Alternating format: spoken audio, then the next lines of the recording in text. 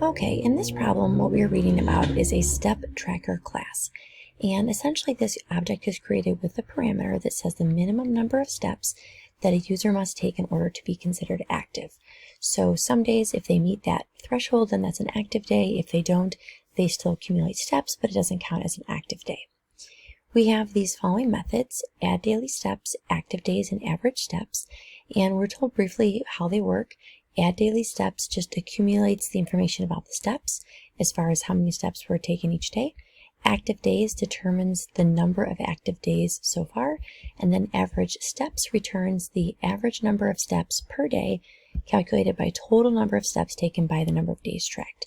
So some things that we need to think about: we're going to have several variables to keep track of how many steps we've had this day, how many steps we've had total, how many days we've had, how many days have been active. So we have 4 different variables we're going to have to take to keep track of.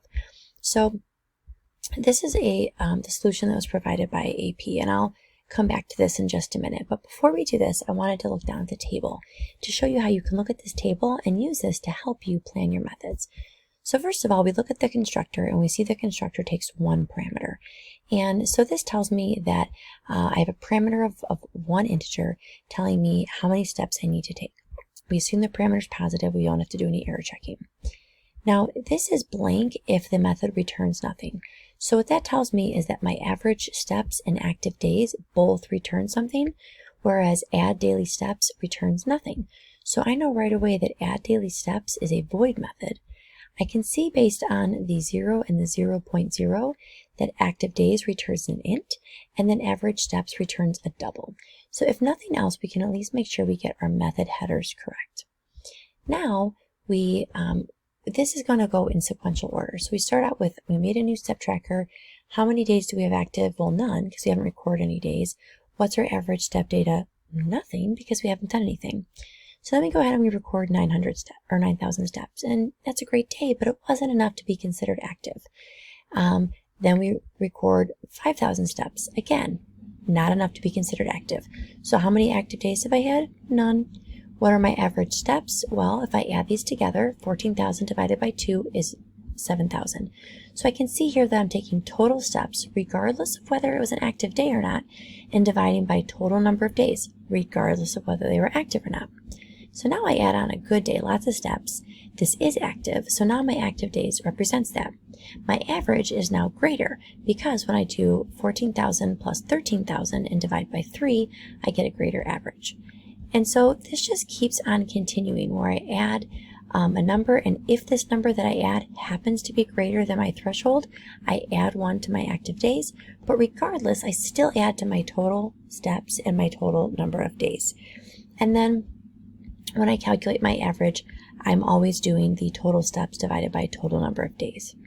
Now, we look back at the code, some things to think about. We have our minimum steps. That would be how many steps the user wants to take to meet their goal, the total steps that they've taken overall, the number of days overall, and the number of active days overall. So when we start out, those 3 variables are initialized to 0. And then we're going to add some steps in. So when we add those steps, we always have to add the steps to our total.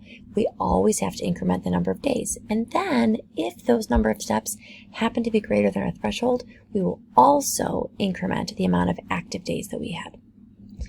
In terms of active days, this is just a simple getter method. It's just returning how many active days we have. The average steps. So now this method has a couple things that's to take into consideration. First of all, if we haven't had any days yet, it needs to know that it cannot divide by 0, which is why we have this little if it equals 0, return 0. This is kind of like to protect yourself. Then here we have a typecasting, and that's necessary because total steps and num days are both int values. And as we know, int divided by int is going to give you an int answer. If we want to get a double answer, we have to typecast one of these.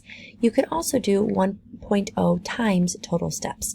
It's important that you cast one of these values before the division takes place, otherwise you will not get the correct answer. All right, I hope that was helpful for you, and I will leave this on the screen so that way you can freeze it and take a look at it if you're still working on the problem. Good luck.